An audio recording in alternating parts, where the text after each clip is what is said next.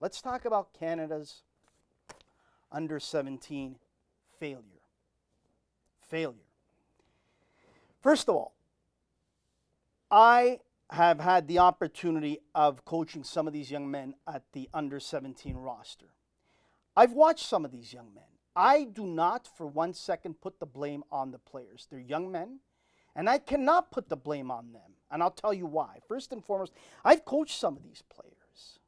I've watched some of these players like Catalano. He's the real deal. There's talent here. I've coached guys like Kunle. When he was a young boy playing with my second son, my youngest son, he was an unbelievable talent, still is. He would go through a brick wall at the ages of 6 or 7, playing 2 or 3 years up. My star player. Beautiful attitude, beautiful family, unbelievable player. Who else? I've watched Jordan Faria play. The kid's got a ton of talent, smart, wonderful vision. Who else? Noble, Akolo. His father, gold, unbelievable family, unbelievable genes, unbelievable talent, fierce, competitor, listens, respectful. He's got talent. Who else? Stephen Yates, played with my son, my second son, my youngest. Oof. The dribbling, the ball movement this kid has in the midfield, the vision, the calmness, the way he plays the game, it's a joy, it's a treat. So I look at this lineup, and all the players, even the ones that I don't know, have talent. That's why they were selected. They have talent, okay?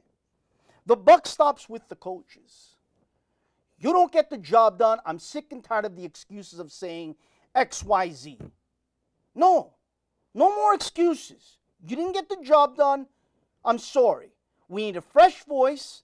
We need another individual to come in here to really get things done once and for all. It's as simple as that. Time is up. I'm tired of these excuses that, well, we did our best. It was good international experience for the boys. We'll learn from this. No, I'm tired of those answers. I'm tired we'll learn from this. I'm tired that we'll get better next time around. No, what about this time? What happened this time? Please tell me. I want a coach that goes into the locker room before the first game that is played and says, look, we're not here for vacation. We're not here to have fun. We're here to qualify and get to the World Cup. It's as simple as that. Nothing else is acceptable. That's what we need. We need that Canadian mentality that, oh, it's okay. It's all honey. It's all sugar. It's all sweet roses. Don't worry. Have fun, learn, and everything will be okay. No, I'm tired of that. We need to start ingraining a winning mentality in these young men. We need to qualify for these competitions. We've had 2 Canadian coaches that haven't qualified recently for their competitions in the young Canadian national teams. Anywhere else in the world, you don't get the job done, you don't qualify, you're gone. It's as simple as that. Why are we trying to find excuses? There shouldn't be. You selected the team, you picked the players, you live and die by those results now. It's simple. I will defend you here at this point, coaches. Where I'm looking at you, Canada Soccer now. You need to invest much, much more in our younger national teams. You need to have these teams training for a month, 2, 3, 4 months, a year together, like the USA does, like Mexico, like Panama. You need to get them training on a 7-day-a-week process here, just like the other nations do.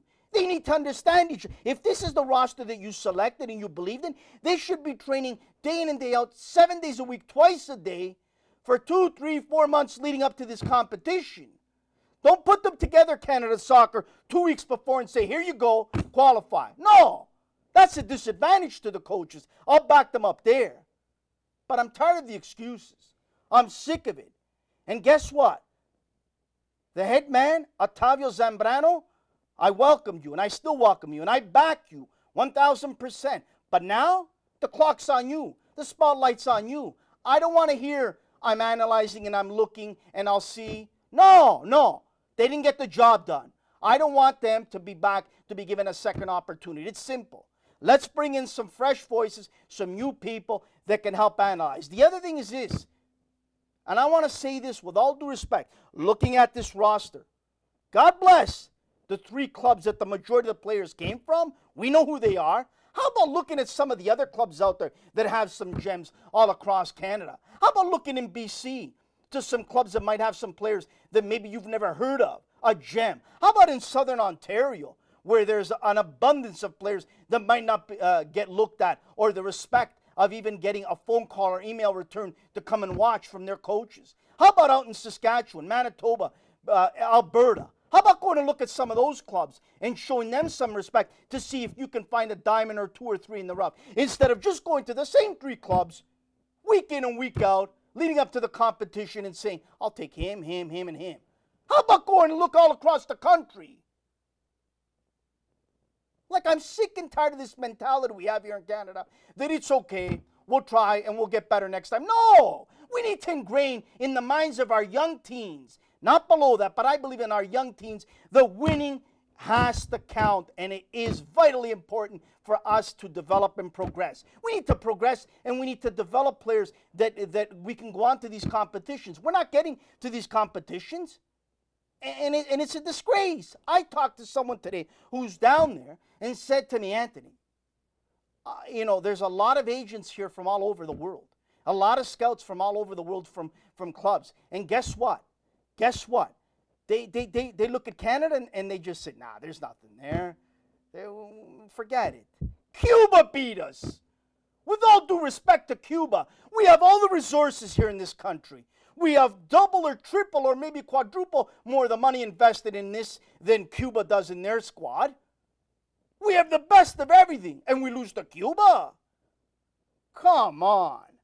And then the other thing is this that I got to get off my chest. I got a message today on Twitter by a clown saying to me, Anthony, I think it was the young man that took the red card, Rocco Romeo, that really disrupted the rhythm of the team. Are you a flippin' moron?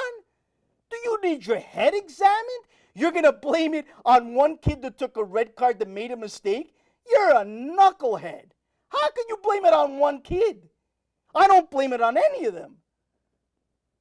Come on, it's our environment, it's our culture in this country that needs to change. Don't give me this crap that, because of one game, what happened, this all of a sudden changes the mentality of all the players. And guess what? The coaches aren't doing their job then, if that affected them tremendously. No way. So it's time for a change.